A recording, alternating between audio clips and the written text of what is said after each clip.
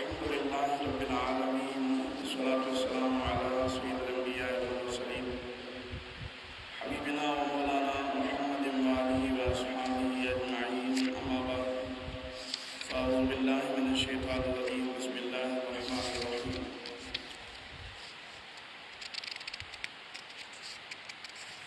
व इज़ा क़ील लहुम ला तुफ़्सिदू फ़िल अर्ज़ि क़ालू इन्नमा नहनु मुस्लिहून अला इन्नहुम हुमुल मुफ़्सिदून वलाकिन ला यशऊरून व इज़ा क़ील लहुम आमिनू कमा आमनन नास क़ालू अनुमिनु कमा आमनस सुफ़हा अला इन्नहुम हुमुस सुफ़हा वलाकिन ला यअलमून सदक़ल्लाहु मौलानाल अज़ीम व सदक़ रसूलुहुन नबियुल करीमुल अमीन इन्नल्लाहा व मलाइकतहु युसल्लूना अलन नबी या अय्युहल्लज़ीना आमनू सल्लू अलैहि व सल्लिमू तस्लीमा अल्लाहुम्मा सल्लि अला सय्यिदिना हबीबिना नबीना शफ़ीना व मौलाना मुहम्मदिन व आलिहि व अस्हाबिहि अजमईन अस्सलातु वस्सलामु अलैका या रसूलल्लाह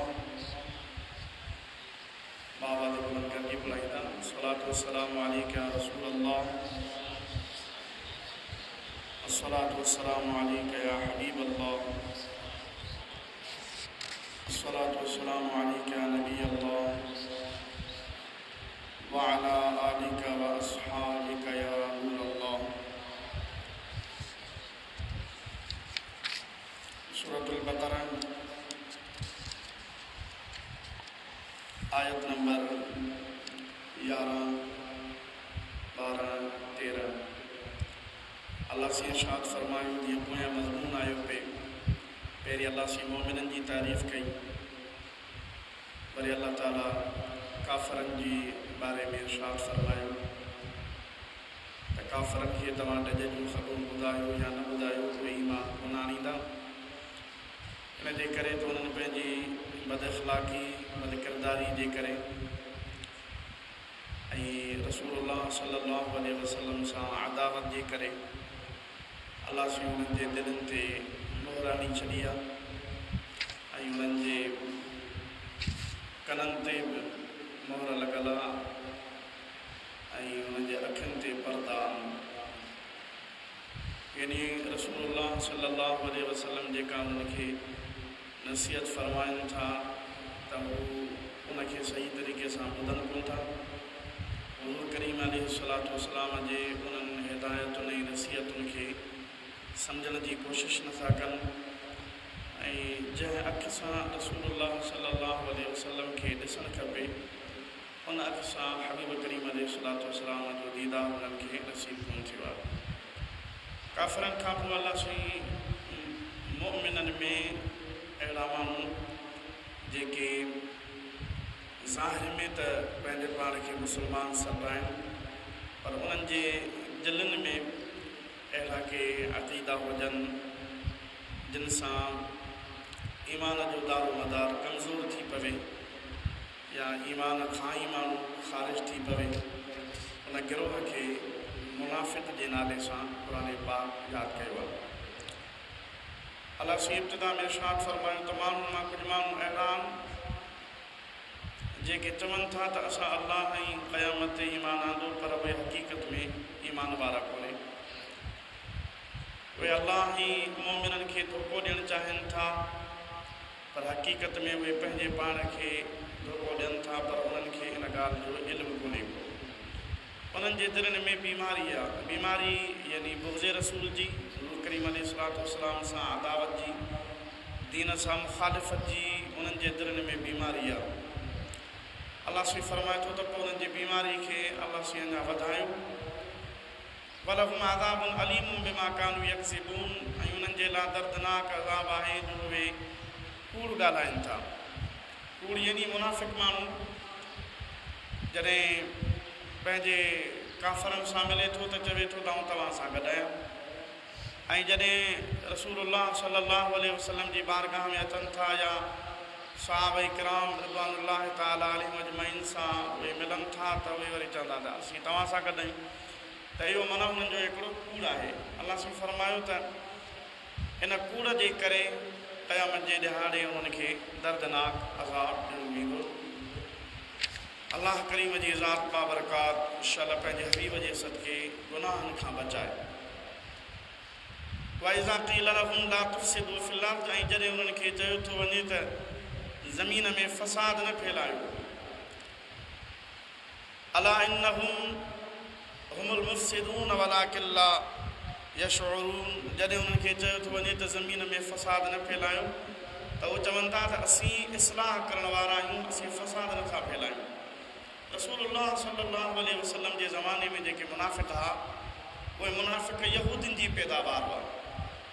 यहूदी मदीने पाक में रसूलुल्लाह सल्लल्लाहु अलैहि वसल्लम जे अचण खां अॻु में आबाद हुआ ऐं यहूदी नबी करीम अलैहिस्सलातु वस्सलाम सां इन जे करे बि हसद कंदा हुआ त अलाह जो नबी हज़रत इब्राहिम अलैहिस्सलाम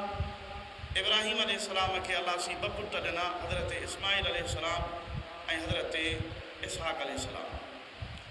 इसहाक़ अलैहिस्सलाम जी औलाद मां अलाह सी हज़ारे नबी इन दुनिया ते मोकिलिया।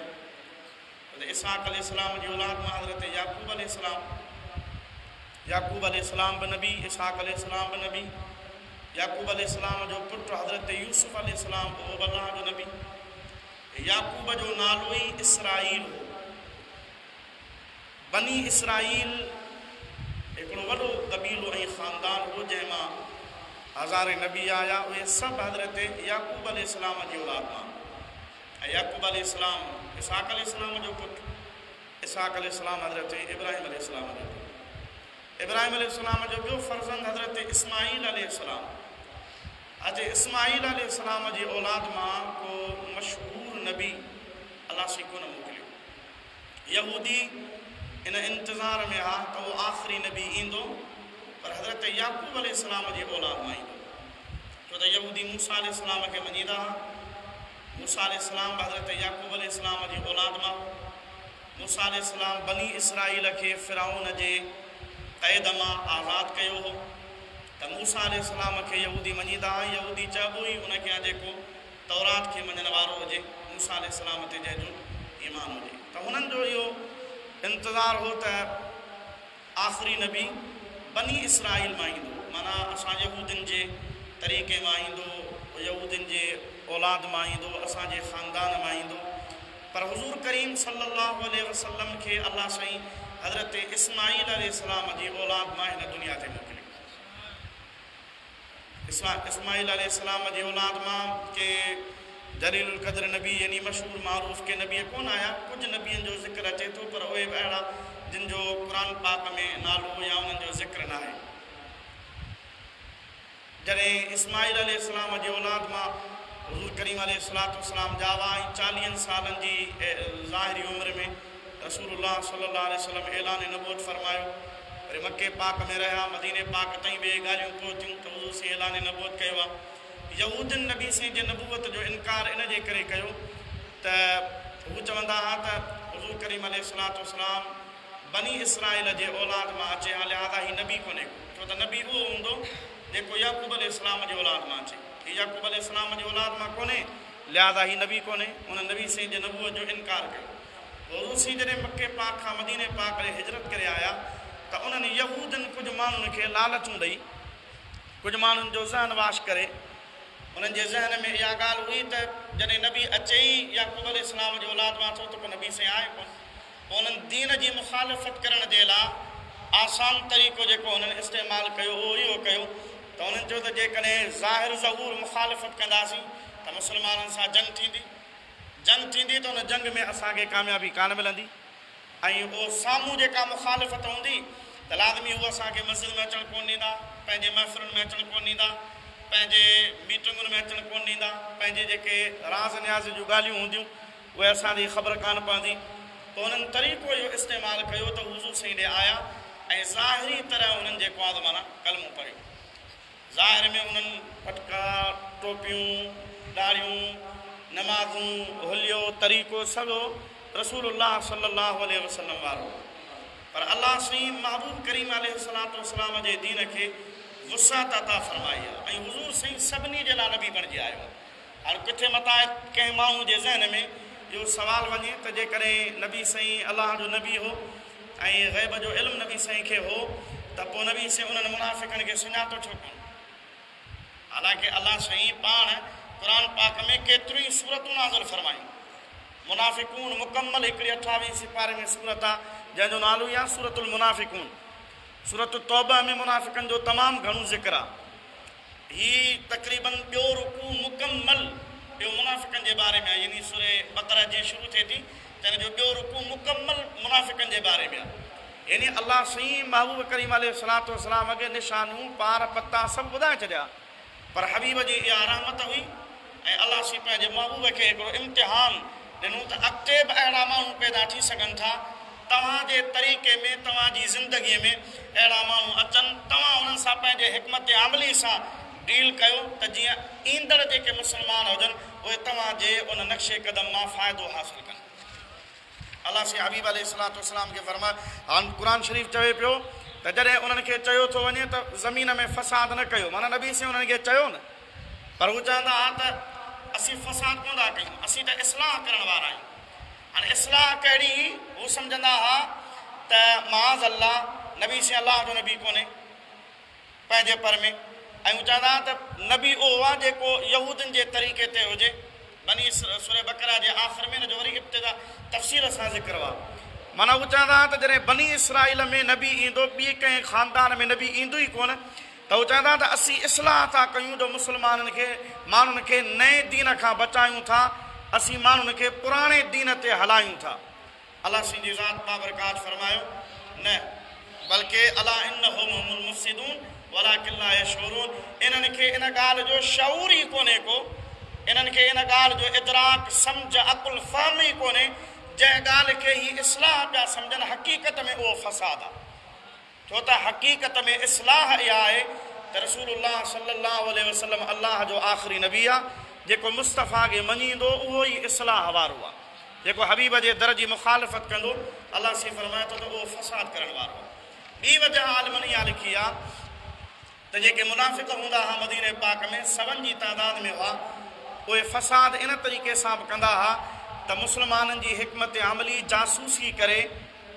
जासूसी करे मके पाक में जेके काफ़िर हुआ उन्हनि ताईं पहुचाईंदा। जॾहिं मुस्लमाननि जूं ॻाल्हियूं काफ़िरनि ताईं पहुचंदियूं हुयूं त पोइ उन्हनि जो नतीजो जंग जी सूरत में ज़ाहिर ईंदो। जंगे ओद लॻी, जंगे खंदक जंहिंखे जंगे अहज़ाब चयो वेंदो आहे, उहा लॻी। अहिड़े तरीक़े सां ॿियूं जंगियूं जेके लॻियूं त उन्हनि जंगुनि में जेको मेन किरदारु हो उहो उन्हनि मुनाफ़िकनि जो, उहे ख़बरूं पहुचाईंदा हुआ काफ़िरनि ताईं। काफ़िर पोइ उन तरीक़े ते प्लानिंग करे मदीने पाक ते हमिलो कंदा हुआ या रसूलुल्लाह सल्लल्लाहु अलैहि वसल्लम खे तकलीफ़ ॾियण जी कोशिशि कंदा हुआ। अल्लाह से फरमायो त हुननि खे चयो वियो त तव्हां फ़साद न कयो ज़मीन में। हू चवंदा न असीं इस्लाह था कयूं। इस्लाह कीअं? असीं नए दीन खे ख़तमु करे पुराणे दीन खे क़ाइमु करण था चाहियूं। अल्लाह ताला जी ज़ात बाबरकात फरमायो न, इहे फ़सादी आहिनि, पर इन्हनि खे इन ॻाल्हि जो शऊर ई कोन्हे को। जेकॾहिं शऊर हुजे हा त इहे रसूलुल्लाह जे दामन खे कॾहिं बि जेको आहे छॾीनि न हा। वाइदा क़ील लहुम आमिनू, ऐं जॾहिं उन्हनि खे चयो थो वञे ईमान आणियो, हालांकि हू ज़ाहिर में कलमो पढ़ंदा हुआ, पर अलाह उन्हनि खे फरमायो त ईमान आणियो। पर ईमान कीअं आणियो? ज़ाहिर में त कलमो बि आहे, ज़ाहिर में नमाज़ बि आहे, ज़ाहिर में क़ुरान बि पढ़ंदा हुआ, ज़ाहिर में ॾाढ़ी बि हुई, पर अलाह उन्हनि खे फरमायो त जॾहिं उन्हनि खे चयो थो वञे त ईमान आणियो, माना इहो तव्हांजो ईमान कारगर कोन्हे, इहो तव्हांजो ईमान क़ाबिल क़बूल कोन्हे। कंहिं ईमान आणियूं? कमा आमन अन्नास, जीअं ईमान आंदो आहे कंहिं अबू बकर उमर उस्मान अली, जीअं ईमान आंदो आहे हज़रत बिलाल हबशी जो वारीअ जे ततल गरम वारीअ ते जेकॾहिं हज़रत बिलाल खे लेटायो वञे ऐं चयो वञे त अहद अहद जो नारो न हण, त हू चवंदो त मुंहिंजो साह भले हलियो वञे, जान भले हली वञे, पर अहद अहद जो नारो आउं कोन छॾींदुसि। एसि ताईं जो जेकॾहिं लोह गरम करे हज़रत बिलाल हबशी जे जिस्म ते रखियो वञे, बिलाल हबशी पंहिंजे जिस्म ते ॾंभत बर्दाश्त कंदो, पर रसूलुल्लाह सल्लल्लाहु अलैहि वसल्लम सां कॾहिं हुन मुनाफ़िक़त कान कई। इज़ा क़ील लहुम आमिनू कमा आमन अन्नास, जॾहिं हुनखे चयो थो वञे त ईमान ईअं आणियो जीअं ईमान हबीब जे इन्हनि ग़ुलामनि आंदो आहे, जीअं मुस्तफ़ा करीम अलैहिस्सलातु वस्सलाम जे सहाबनि ईमान आंदो आहे, त हू चवंदा हुआ अनुमिनु कमा आमन सुफ़हा, छा असां ईअं ईमान आणियूं जीअं बेवकूफ़नि ईमान आंदो आहे। अबू बकर हुननि जे सम्झ में बेवकूफ़ हो, हज़रत उमर हुननि जे सम्झ में बेवकूफ़ हो, उस्मान हुननि जे सम्झ में बेवकूफ़ हो, हज़रत अली हुननि जे सम्झ में बेवकूफ़ हो, यानी महबूब जा सहाबी हुननि जे नज़रुनि में बेवकूफ़ हा। अल्लाह ताला जी ज़ात बाबरकात जॾहिं महबूब जे सहाबनि जे लाइ उन्हनि बेवकूफ़ चयो, सहाबी त ख़ामोश आहे, पर अल्लाह ताला फरमायो अला इन्नहुम हुमुस सुफ़हा, ख़बरदार इहे बेवकूफ़नि, पर इन्हनि खे इन ॻाल्हि जो पतो ई कोन्हे को। यानी महबूब जे सहाबा खे बेवकूफ़ चवण वारो पाण बेवकूफ़ आहे। अच्छा, माण्हू चवंदा आहिनि त यार जेकॾहिं को माण्हू हज़रत अबू बकर खे घटि वधि ॻाल्हाए थो, हज़रत उमर खे घटि वधि ॻाल्हाए थो, हज़रत उस्मान खे घटि वधि ॻाल्हाए थो, या हज़रत अली खे घटि वधि ॻाल्हाए थो, माण्हू चवंदा भाउ तव्हां सब्र कयो, छेड़छाड़ न कयो, उहो ॻाल्हाए पियो न, बसि हुनखे ॻाल्हाइणु ॾियो। माना अबू बकर, उमर, उस्मान, अली, बिलाल, हज़रत सलमान, हज़रत हबीब जा सहाबी, हज़रत अमीर मुआविया, अबू सुफियान, जेकॾहिं उन्हनि जे ख़िलाफ़ को ॻाल्हाए पियो न, अक्सरियत माण्हुनि जी ज़हन ते इहा आहे त यार मुलनि जहिड़ो कयो आहे ऐं हरूभरू मुला जेको आहे एक्शन था खणनि, लिहाज़ा जेको माण्हू ॻाल्हाए पियो पंहिंजी क़याम पाण कारी कंदो ऐं उनखे जवाबु न ॾियणु खपे। यादि रखो, उन महबूब जे सहाबा या अल्लाह जे नेक बाननि खे जेको ॻाल्हाए उनखे जवाबु ॾियणु अल्लाह जो तरीक़ो आहे। जेकॾहिं ख़ामोशी हुजे हा त हू ॿिया बकवास कनि हा, अलाह सी आयत नाज़िल न करे हा, अलाह सी हुननि जा उहे लफ़्ज़ क़ुर पाक में नाज़िल करे क़यामत ताईं उन्हनि खे क़ुर जूं आयतूं न बणाए हा। जॾहिं उन्हनि खे चयो वियो त ईमान ईअं आणियो जीअं ईमान आंदो आहे हिननि माण्हुनि माना हबीब जे सहाबनि, जीअं ईमान आंदो आहे तव्हां ईअं ईमान आणियो, त हू चवनि लॻा त असां ईअं ईमान आणियूं जीअं बेवकूफ़नि ईमान आंदो आहे, त ॻाल्हि ख़तमु थी। पर अलाह सी फरमान न, ख़बरदार हबीब जा सहाबी बेवकूफ़ कोन्हे के बेवकूफ़ इहे पाण। यानी इहो रिप्लाई हो, इहो अलाह से हुनखे जवाबु ॾिनो। अल्लाह जी हबीब करीम अलैहिस्सलातु वस्सलाम जी हदीस पाक आहे, मुस्तफ़ा करीम सल्लल्लाहु अलैहि वसल्लम फरमायो ऐं हक़ीक़त में इहे लफ़्ज़ अल्लाह ताला जा मन आदाली वलियन फ़क़द आज़नतुहु बिल हर्ब, ख़बरदार जेको मुंहिंजे वलीअ सां दुश्मनी रखंदो, अल्लाह ताला फरमाए थो आऊं उन सां जंग जो ऐलान थो कयां। रब पाण थो फरमाए त जेको मुंहिंजे वलीअ सां दुश्मनी रखे आऊं उन सां जंग जो ऐलान थो कयां। हिन उम्मत जे वलीअनि जो सरदार हज़रत पीराने पीर अब्दुल कादिर जीलानी आहे। गौस पाक खां पुछा कई वई त तव्हां हबीब जे सहाबी जे बारे में छा था चओ? अबू बकर, उमर, उस्मान, अली न, महबूब जे सहाबी जे बारे में तव्हां छा था चओ? हज़रत पीराने पीर अब्दुल कादिर जीलानी फरमाईंदो आहे त महबूब जो सहाबी जंग विढ़े, घोड़े ते चढ़ी जंग विढ़े ऐं उन घोड़े जे सुंबनि मां जेका दज़ उॾामे, उन दज़ जे मथां मूं जहिड़ा किरोड़े अब्दुल कादिर क़ुर्बान, मूं जहिड़ा किरोड़े अब्दुल कादिर क़ुर्बान वञनि उन दज़ जे मथां, उन घोड़े जे मथां न, उन सहाबी जे मथां न, उन जे जिस्म ते जेके कपिड़ा पातल आहिनि, जेको लोही खोद या ज़र पातल आहे उन ते न, बल्कि उन सुवारीअ जे सुंबनि मां जेका दज़ उॾामे उन दज़ जे मथां मूं जहिड़ा किरोड़े अब्दुल कादिर क़ुर्बान। अब्दुल कादिर केरा जे 40 साल इशा जे वज़ू सां फजर जी नमाज़ पढ़ी आहे। हज़रत पीराने पीर अब्दुल कादिर जीलानी रज़ी अल्लाह ताला अन्हु जेको हसनी हुसैनी सचो सैयद ऐं उम्मत जे वलीअनि जो सरदार हज़रत रोज़े धणी रज़ी अल्लाह ताला अन्हु मलफूज़ा शरीफ़ में इरशाद फरमायो आहे क़यामत ताईं जंहिंखे विलायत मिलंदी ॾियण वारो अल्लाह हुआ, पर अल्लाह सी ॾींदो आहे मदीने वारे खे, मुस्तफ़ा ॾींदो आहे हैदर करार अलीउल मुर्तज़ा खे, अलीउल मुर्तज़ा ॾींदो आहे हज़रत अब्दुल कादिर जीलानीअ खे, अब्दुल कादिर जीलानी ठपो हणी विलायतूं विरहाईंदो आहे। हक़ीक़त में ॾियण वारो अल्लाह हुआ, पर अल्लाह सी हिकिड़ो रूहानी निज़ाम ठाहियो आहे त उन निज़ाम तहत हाणे जेकॾहिं वलीअनि जो सरदार पियो चवे त महबूब जे सहाबी जो शान हुयो, अच्छा छो उन जे सुंबनि जे जेका दज़ उॾामे उन जे मथां क़ुर्बान छो? त उन दज़ जा अल्लाह क़ुरान में कसम खयां, वल आदियात दबहा फल मूरियात क़दहा फल मुगीरात सुबहा फअसरन बिही नक़हा फवसतन बिही जमहा। अल्लाह सी फरमाए तो उहे घोड़ा जेके सुबुह जो महबूब जा सहाबी उन्हनि ते सवार थी कंहिं काफ़रनि जे ॻोठ ते वञी जेको आहे हमिलो कनि, पोइ उन्हनि जे दज़नि मां जेका सुंबनि मां जेका दज़ उॾामे हलण ऐं डोड़ण जे करे अल्लाह सी फरमाए थो मां अल्लाह खे उनजो कसम आहे। यानी महबूब करीम अलैहिस्सलातु वस्सलाम जे सहाबा इकराम जो शान मथे आहे। अच्छा सहाबी उहो न आहे जंहिं 20 साल हबीब सां गुज़ारिया या 10 साल गुज़ारी या 5 साल गुज़ारी या 3 साल गुज़ारी या साल गुज़ारी या 2 साल गुज़ारी या 6 महीना गुज़ारी, अल्लामा पीर करम शाह अलादारी रहमतुल्लाह ताला अलैह लिखे थो त हबीब करीम अलैहिस्सलातु वस्सलाम जी बारगाह में जॾहिं खंदक जी ख़ैबर जी लड़ाई हली पे त हिकिड़ो हबशी उन ख़ैबर जे इलाइक़े जो महबूब वटि आयो। नबी साईं खे चईसीं तूं केरु आहीं, हिन सां विड़ी छो पियो? अल्लाह जे हबीब करीम अलैहिस्सलातु वस्सलाम फरमायो त अल्लाह जो नबी आहियां। हुन सुवाल कया नबी केरु आहे?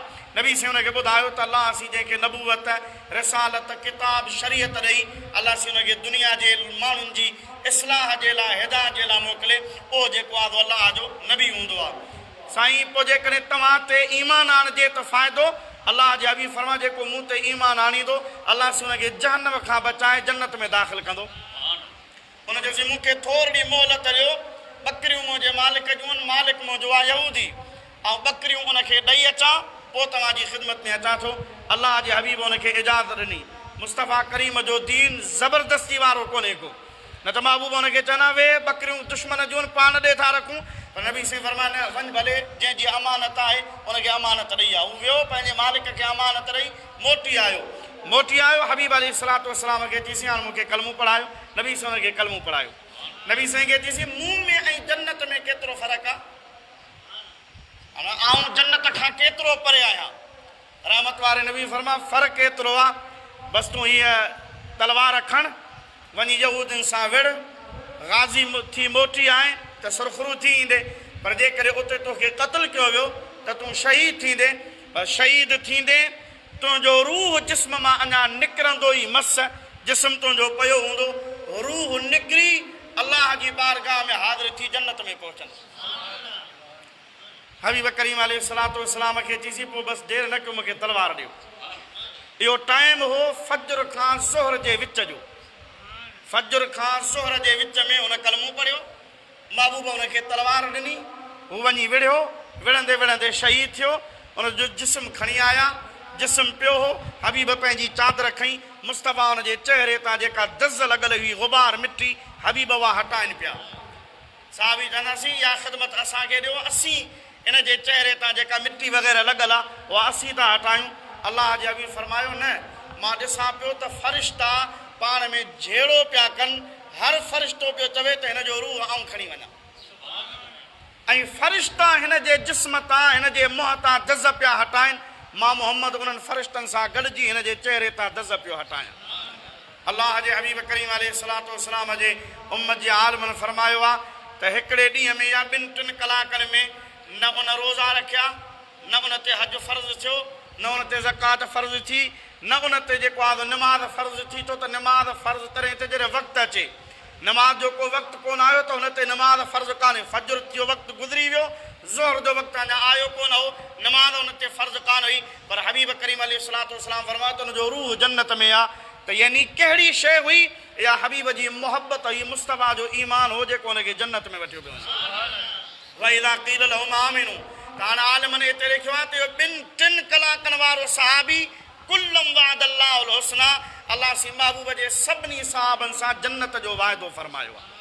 हाणे माण्हू हिते जेको आहे माना लईअ मां लठ वञी, हर को मौलवी बि आहे, हर को मुफ़्ती बि आहे, दीन जो ठेकेदार बि आहे, पाण खे मोतबर सम्झंदो आहे। हज़रत अबू बकर खे घटि सम्झंदो आहे, हज़रत उमर खे घटि सम्झंदो आहे, हज़रत उस्मान खे घटि सम्झंदो आहे, हज़रत अलीअ खे घटि सम्झंदो आहे, इमाम हसन हुसैन खे घटि सम्झंदो आहे। उन्हनि मां ऐब कढंदो, हिन में हीअ ॻाल्हि हुई, हिन में हीअ ॻाल्हि हुई, हिन में हीअ ॻाल्हि हुई। पाण खे वुज़ू करण बि न अचे, पाण खे तहारत करण बि न अचे, पाण खे गुस्ल करण बि न अचे, ऐं उन्हनि पाक हस्तनि जे बारे में ॻाल्हाए जिन जे शान में अल्लाह क़ुर पाक जूं कई आयतूं नाज़िल फरमायूं। लिहाज़ा दुआ कयो त अल्लाह साईं महबूब जे सहाबनि जी मोहबत नसीब फरमाए। अदावत सां, दुश्मनी खां अल्लाह साईं जी ज़ात मां बरकात, पनाह में पनाह जेको आहे अता फरमाए। अल्लाह साईं फरमाए जॾहिं हुनखे चयो थो वञे त ईमान आणियो, पर ईमान ईअं आणियो जीअं हिननि माण्हुनि ईमान आंदो आहे, यानी हबीब जे सहाबनि। त उहे चवंदा त छा असां ईअं ई ईमान आणियूं जीअं बेवकूफ़नि ईमान आंदो आहे? अल्लाह साईं फरमाए ख़बरदार, इहे पाण बेवकूफ़ आहिनि, इन्हनि खे को इल्मु ई कोन्हे, को पतो ई कोन्हे को त हबीब जे सहाबनि जो शान छा आहे। वइज़ा लक़ुल लज़ीना आमनू, जॾहिं मोमिननि सां मिलनि था, क़ालू आमन्ना, चवंदा त असीं मोमिन आहियूं। वइज़ा ख़लऊ इला शयातीनिहिम, ऐं जॾहिं वरी पंहिंजे शैताननि सां मिलनि था, काफ़रनि सां, त चवंदा त क़ालू इन्ना माकुम, असीं तव्हां सां गॾु आहियूं। यानी काफ़रनि सां गॾजनि त चवनि असीं काफ़र आहियूं, मोमिननि सां गॾजनि त असीं चवनि त असीं मोमिन आहियूं।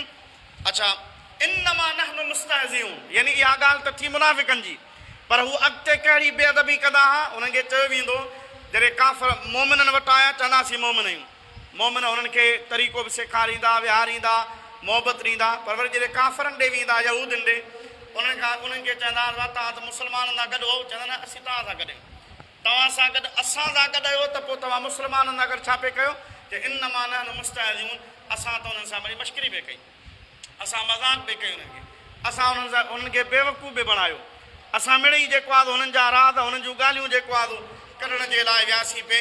पर अलाह सी फरमा अल्लाहु यस्तहज़िउ बिहिम व यमुद्दुहुम फी तुग़यानिहिम यामहून, अल्लाह उन्हनि खे उन्हनि जे मज़ाक जो, उन्हनि जे इन मश्करी जो अलाह सी जी ज़ात बाबरकात उन्हनि खे सज़ा ॾींदो, उन्हनि खे इन जो बदिलो ॾींदो।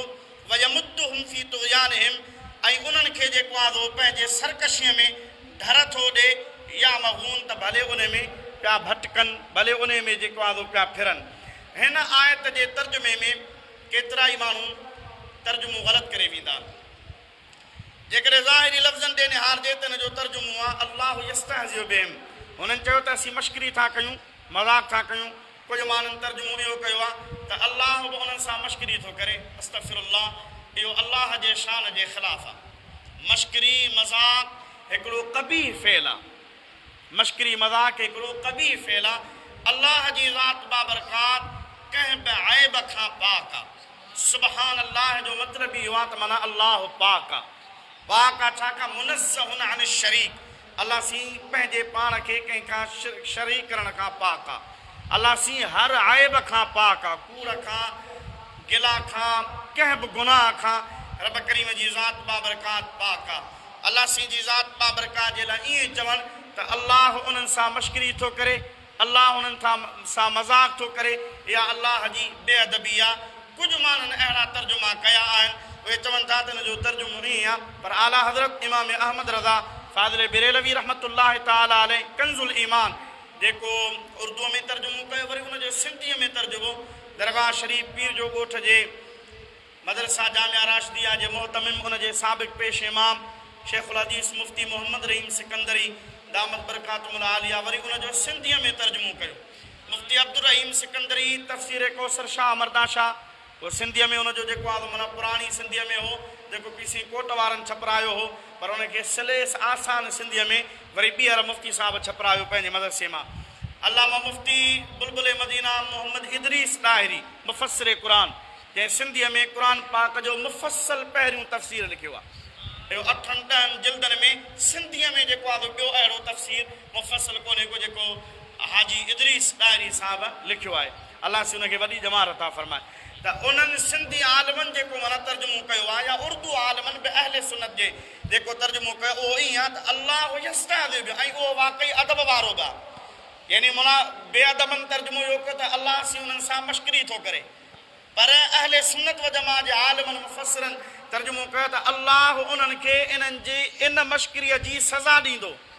ऐं इहा ॻाल्हि सम्झ में अचे थी, यानी हू मुनाफ़िक़त पिया कनि, मोमिननि खे चवनि पिया त असीं मोमिन आहियूं, ऐं जॾहिं काफ़रनि सां मिलनि त चवनि पिया त असीं काफ़र आहियूं, असीं तव्हां सां गॾु आहियूं। वरी उन्हनि उहे पुछनि पिया त असां सां गॾु कीअं हो, तव्हां त मोमिननि सां गॾु हो, त चवंदा असां मश्करी बि कई। अलाह सी फरमाए इहा जेका मश्करी उन्हनि कई आहे, मज़ाक जेको उन्हनि कयो आहे, इन मज़ाक जी सज़ा अलाह सी उन्हनि खे क़यामत में ॾींदो, या अलाह दुनिया में नथो ॾी।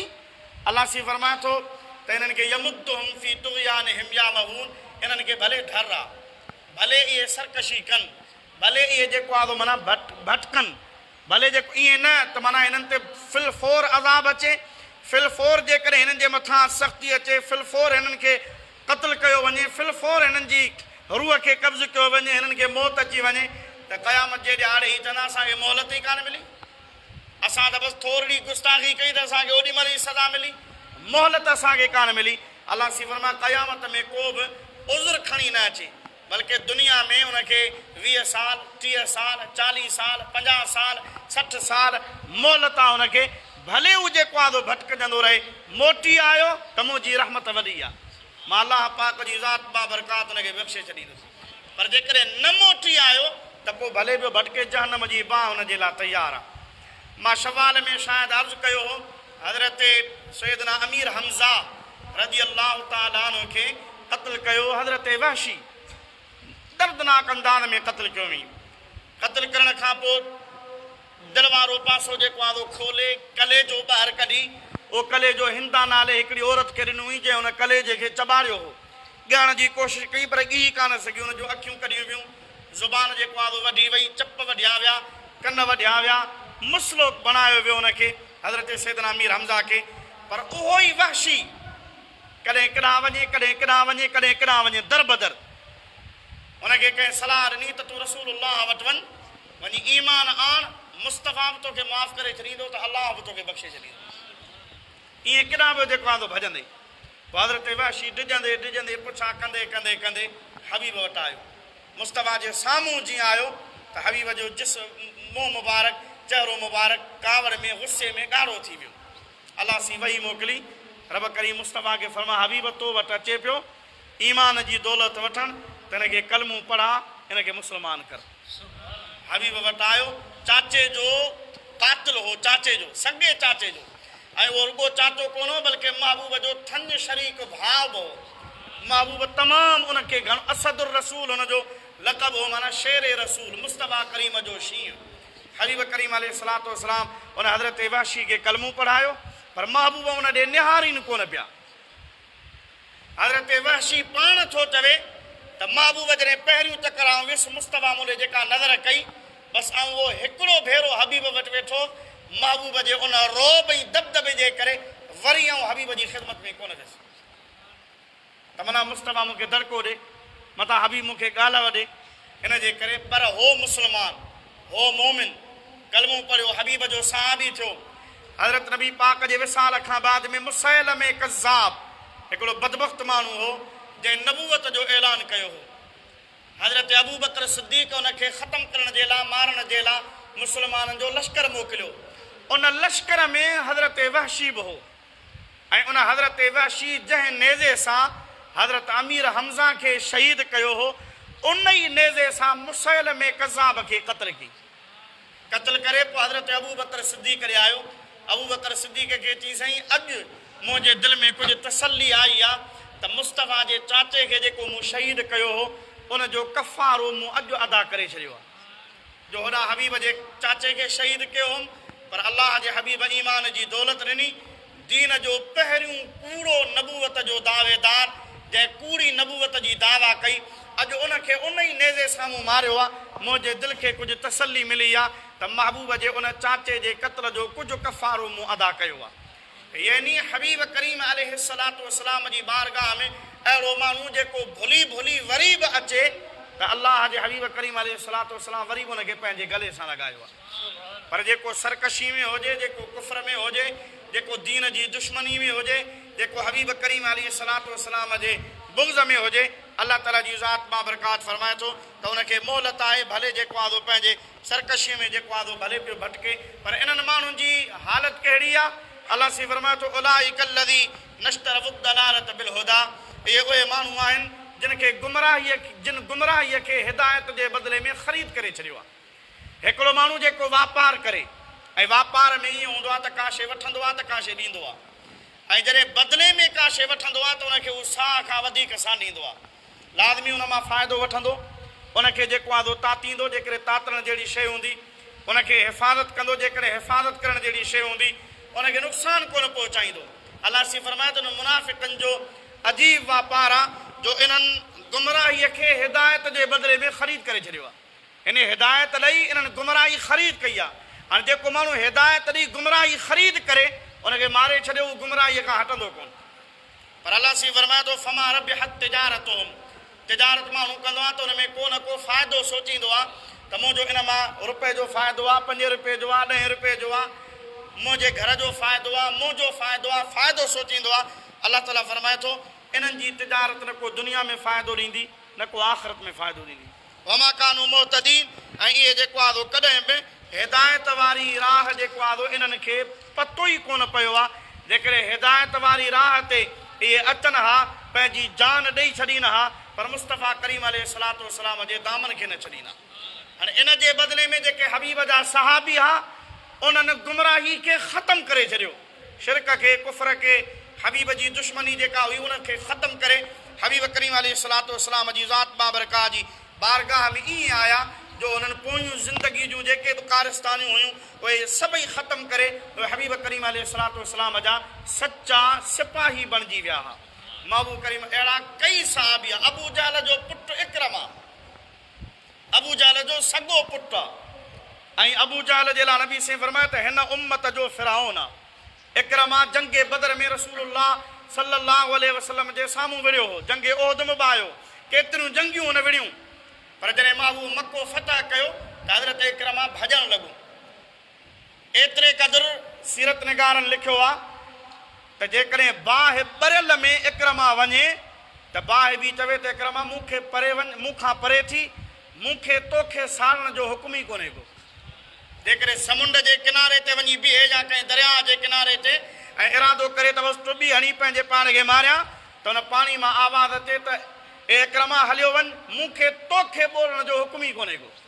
यानी का बि नुक़सानु ॾियण वारी शइ जेकॾहिं हू चए त हिन खां पंहिंजे पाण खे नुक़सानु ॾियां, पर उनखे उहा शइ ॻाल्हाए, उनखे चवे त तोखे आउं नुक़सानु कोन ॾींदुसि। घुमी फिरी हबीब जी बारगाह में आयो।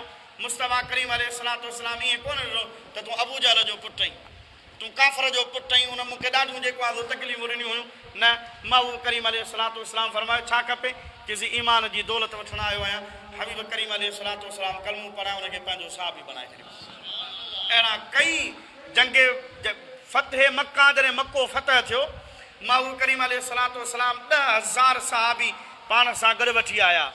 10,000 सहाबी वॾो तादाद हो, ऐं मके पाक में काफ़िरनि जो एॾो तादाद कोन हो।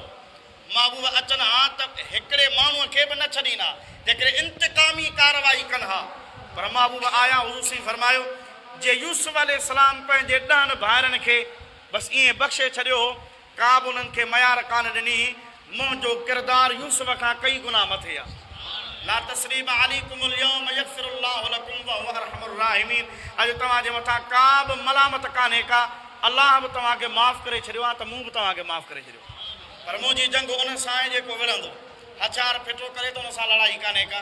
काबे जे ग़िलाफ़ में पंहिंजे पाण जी वञी पनाह वठे, उन सां लड़ाई कान्हे का।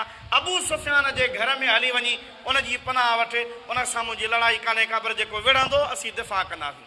यानी हबीब करीम अलैहिस्सलातु वस्सलाम जा उहे सहाबी जन ईमान ऐं हबीब खां हिदायत ख़ैरात में वरिती। अलाह सी जी ज़ात बाबरकात उन्हनि खे उन ते इस्तिक़ामत नसीब फरमाई। पर जिन माण्हुनि हिदायत जे बदिले में गुमराही ख़रीद करे छॾी, उन माण्हू खे तव्हां केतिरा बि दलील ॾियो, केतिरो बि सम्झाइण जी कोशिशि कयो, कॾहिं बि जेको आहे पेर ते कोन ईंदो।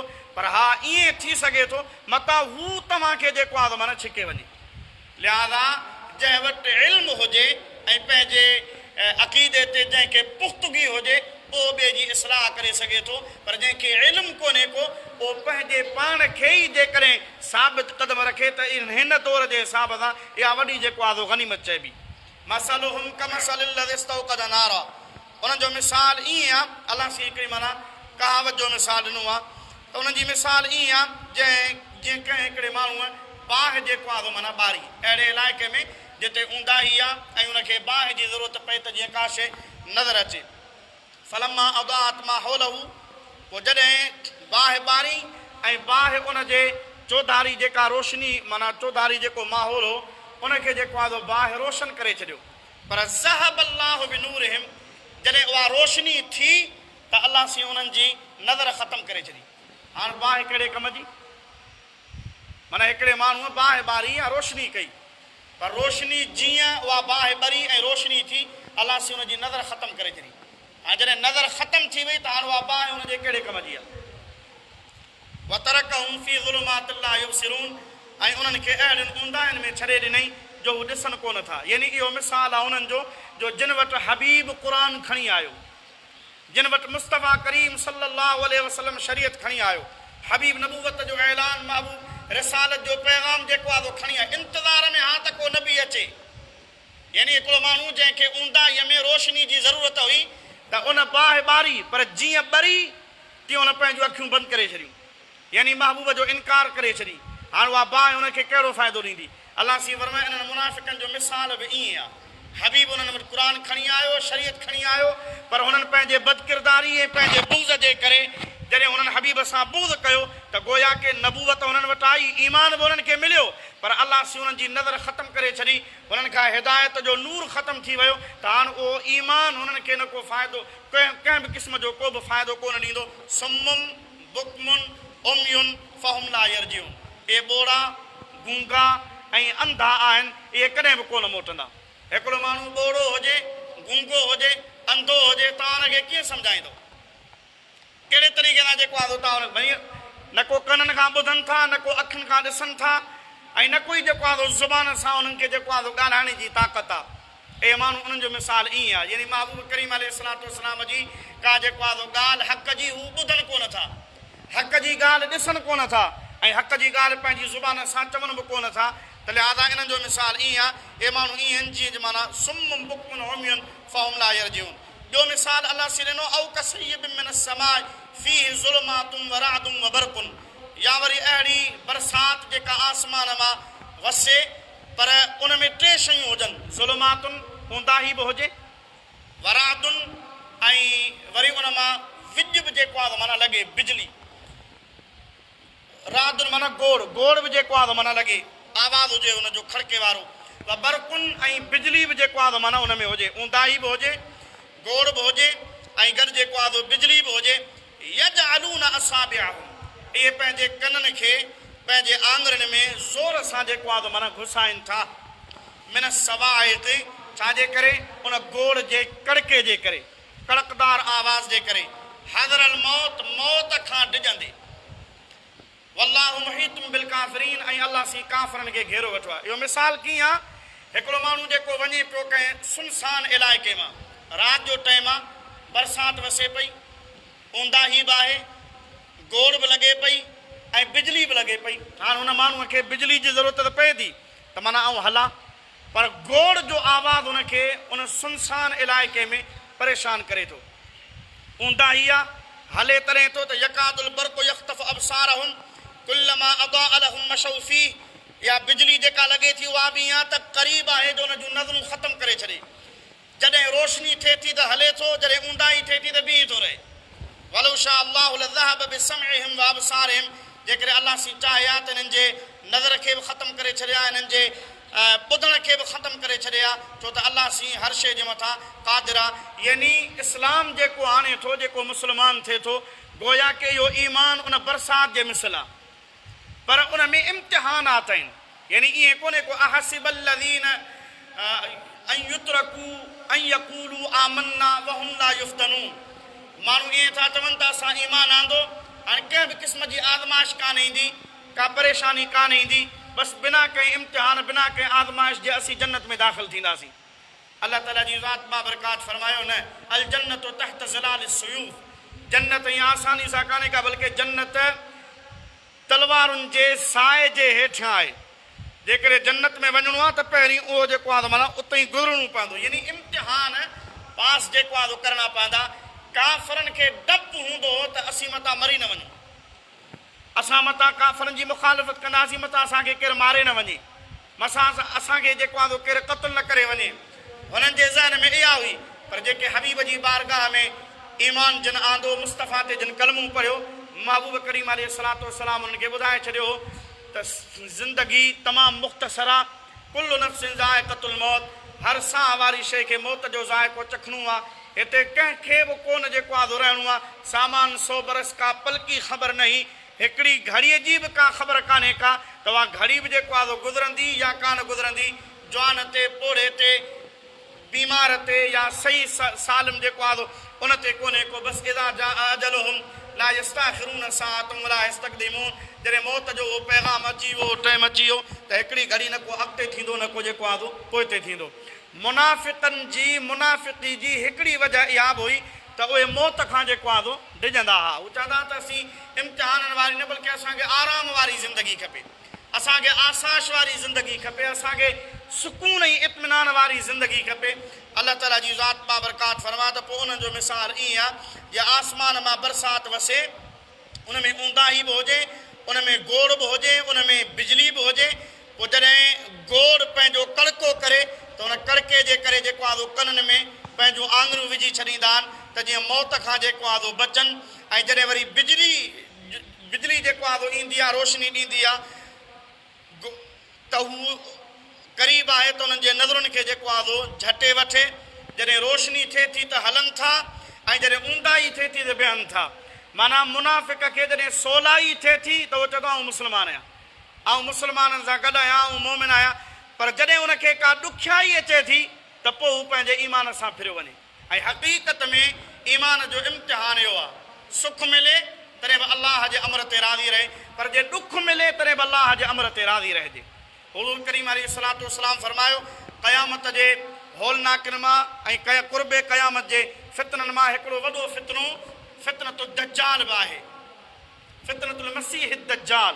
उन दज्जाल जो फितनो कहिड़ो आहे त उनजे हिकिड़े हथ में जन्नत हूंदी, हिकिड़े हथ में जहन्नम हूंदो। हू माण्हूअ खे मारण जी बि ताक़त रखंदो, माण्हूअ खे जीआरण जी ताक़त बि रखंदो। अलाह उनखे इहे सभई पावर ॾेई इम्तिहान जे लाइ माना उहो दुनिया ते जेको आहे ईंदो। केरु आहे जेको दज्जाल जे उन ज़ाहिरी बहकावे में अचो थो वञे, केरु आहे जेको ईमान ते क़ाइमु थो रहे। हुज़ूर करीम अलैहिस्सलातु वस्सलाम फरमायो क़यामत जा जेके क़ुर्बे क़यामत जा जेके फितना आहिनि उन्हनि फितननि खां अलाह जी पनाह घुरंदा कयो। यानी जीअं पोइ तीअं वक़्तु गुज़रंदो वेंदो ईअं कोन्हे को त फितना इहे घटिबा वेंदा, न फितना वधंदा। तव्हां पाण पंहिंजे माहौल में महसूसु कयो था त 10 साल अॻु में, 15 साल अॻु में, 20 साल अॻु में जेको सुकून इत्मिनान मुआशरे में जेका मुहबत हुई, जेको अमन हो, उहो हींअर न आहे। त इहो 10 साल ॿिया गुज़रंदा त अञा जेको आहे माना बिगाड़ींदो। जीअं वक़्तु गुज़रंदो वेंदो त फितना जेको आहे वधंदा वेंदा। अहिड़ा गुनाह, अहिड़ियूं बेहयायूं, अहिड़ियूं फ़हाशूं 15-20 साल अॻु में जेके असां ॿुधियूं कोन आहियूं, अॼु उहे जेको आहे सरेआम बाज़ार में आहिनि। हबीब करीम अलैहिस्सलातु वस्सलाम फरमायो त क़ुर्बे क़यामत जे निशाननि मां हिकिड़ी निशानी इहा बि आहे सरेआम ज़िना पई हलंदी, केरु ईअं कोन चवंदो त तव्हां पासे ते वञो।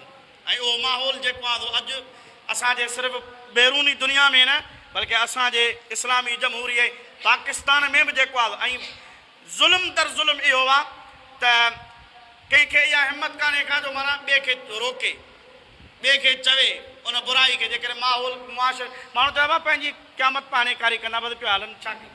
रोकण वारो माना जान कोन रहियो आहे। अलाह जे हबीब करीम अलैहिस्सलातु वस्सलाम जी ज़ात बाबरकात फरमायो क़यामत जीअं क़रीब ईंदी वेंदी त फितना वधंदा वेंदा। ऐं उन्हनि फितननि में वॾे मां वॾो फितनो जेको आहे फितनत मसीह दज्जाल आहे। हिकिड़े हथ में जन्नत हूंदी, हिकिड़े हथ में जहन्नम। पर जेका जन्नत हुन जे हथ में हूंदी हक़ीक़त में उहो जहन्नम हूंदो, ऐं जेको जहन्नम हुन जे हथ में हूंदो हक़ीक़त में उहा जन्नत हूंदी। हिकिड़े माण्हूअ खे मारींदो, वरी उनखे जीआरण जी बि जेको आहे ताक़त रखंदो, मारे उनखे जीआरींदो, चवंदो हाणे कलमो पढ़। पर हबीब करीम अलैहिस्सलातु वस्सलाम जी हदीस पाक आहे त हिकिड़ो कामिल ईमान वारो अहिड़ो बि हूंदो जेको दज्जाल जे साम्हूं मुंहुं आॾो अटकाईंदो। दज्जाल हुनखे चवंदो त आउं तुंहिंजो अलाह आहियां, तूं मूं ते कलमो पढ़। हू चवंदो न, अलाह मुंहिंजो उहो आहे जंहिं जहाननि खे पैदा कयो आहे। चई न, मूंखे मारण जी ताक़त आहे, तोखे मारियां थी, भले मार। हू मारे वरी उनखे जहिड़ो कंदो, चयो हाणे कलमो पढ़। कि हिकिड़ो भेरो जा सवे भेरा जानियूं कढी पर तो ते ईमान कोन आणींदो।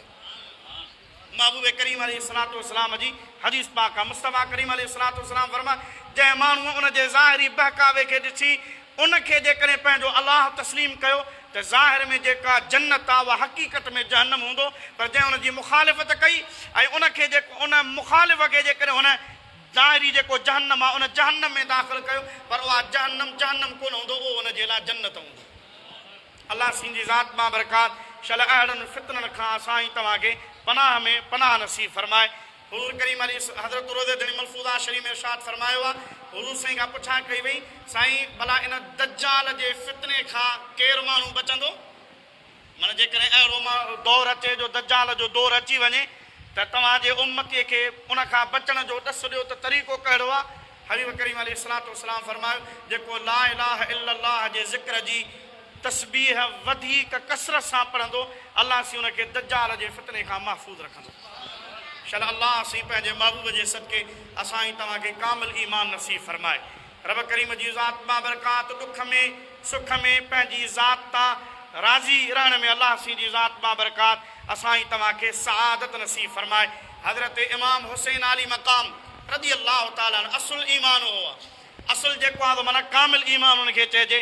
72 पंहिंजा साथी को आयईं 72 जिस्म ते तीरनि ऐं भालनि जा ज़ख्म हा, पर आख़िरी टाइम ते इमाम हुसैन जे ज़ुबान ते ए लफ़्ज़नि मौला आऊं राज़ी आहियां त तूं मुंहिंजो रब आहीं, आऊं राज़ी आहियां त मुंहिंजो दीन दीन इस्लाम आहे, आऊं राज़ी आहियां त मुंहिंजो नबी मोहम्मद करीम आहे। पर मौला 72 बच्चा को हाया थम, 72 जिस्म ते तीरनि भालनि जा ज़ख्म मूं सठान, मौला तूं राज़ी आहीं या न, तूं मूंसां राज़ी आहीं या न। या अय्यतुहन नफ्सुल मुतमइन्नह इरजिई इला रब्बिक रादियतम मर्दियह फदखुली फी इबादी वदखुली जन्नती। अहिड़नि कामिल मोमिननि जे लाइ अल्लाह सी फरमाए जॾहिं उनजो रूह कब्ज़ थींदो आहे त अल्लाह सी उन्हनि खे ग़ैबी आवाज़ ॾींदो आहे त आहे नफ़्स मुतमइन्ना जा मालिको, अचो पंहिंजे रब ॾे मोटी, मूं तव्हांखे दुनिया ते मोकिलियो हो, पर हाणे तव्हां अहिड़ो मूंखे राज़ी कयो आहे, ऐं तव्हां खां राज़ी आहियां, तव्हां मूंखां राज़ी आहियो। ये जन्नत तव्हांजो इंतज़ार पई करे जन्नत में दाख़िल थियो, ये मुंहिंजा नेकबाना तव्हांजो इंतज़ार पिया कनि, इहे तव्हांजे अचण जो इस्तक़बाल कंदा। यानी हबीब करीम अलैहिस्सलातु वस्सलाम जा उहे ग़ुलाम जेके मुस्तफ़ा करीम सां सच्चा रहनि। अल्लाह सी मुनाफ़िक़त खां बचाए, अल्लाह सी बेअदबी खां बचाए, अल्लाह सी रसूलुल्लाह सल्लल्लाहु अलैहि वसल्लम जी गुस्ताखीअ खां बुग़्ज़ खां बचाए, सहाबा अहल बैत औलिया किराम जी मोहब्बत नसीब फरमाए, उन्हनि जी गुस्ताखी बेअदबी खां अल्लाह सी इंशाअल्लाह पनाह नसीब फरमाए। मुनाफ़िक़त माना गुस्ताखी ऐं बेअदबी जो नालो आहे, ईमान जेको सचो ऐं खरो आहे उहो अदब ऐं मुहबत जो नालो आहे। अल्लाह सी पंहिंजे प्यारनि जी मोहब्बत नसीब फरमाए ऐं पंहिंजे प्यारनि जो अदब नसीब फरमाए। वमा तौफ़ीक़ी इल्ला बिल्लाह व आख़िरु दाअवाना अनिल हम्दुलिल्लाह।